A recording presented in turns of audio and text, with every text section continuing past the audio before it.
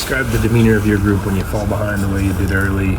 Obviously, the response on the scoreboard was impressive. How would you describe the demeanor in the dugout when you fall behind early like that? Yeah, we take the game one inning at a time. So whenever we go down big early, it doesn't really affect us or mean too much to us because we know we still got a whole lot of baseball left. And I think that mentality is kind of what are the reason we can come back in games like this. And a lot of teams, that'll happen to them and they'll kind of wither early, but it doesn't happen to us. So.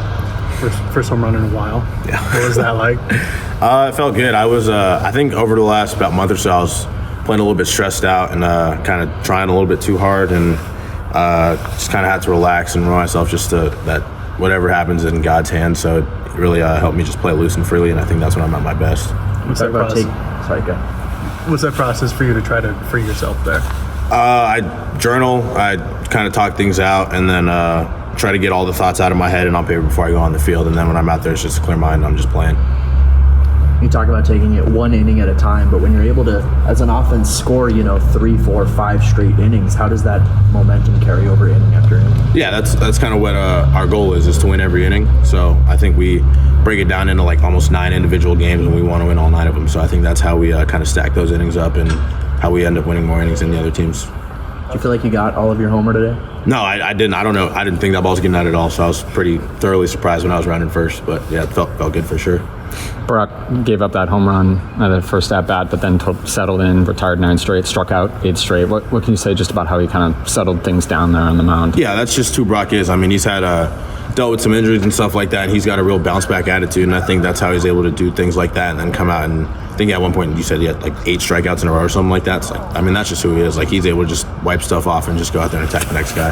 When you're watching that, are you like counting the amount of strikeouts he has in a row, or is it kind of, it's something you see after the game and you're like, wow? Yeah, I'm not really counting at the time, but you'll see like I'm out there just getting pumped up, like screaming after every inning, like excited for him. And you don't really count it, but you can definitely feel the momentum building and stuff like that. With Brock doing his thing with the 8 strikeouts and then Betcher with his, I guess the first of his 2 home runs, just like, was there like a collective moment when just all the momentum shifted? You feel like you guys were going to take care of this one? Well, I mean, like I said, like it never really felt like we were out of it, but it's just moments like that where you, it kind of like, it's coming into real life what you're seeing in your head, and I think that's good for us, and seeing stuff like that kind of energizes everyone else. Like Betcher's homer got the rest of the lineup going and stuff like that, and obviously Brock set the table well for the rest of the relievers to come out too.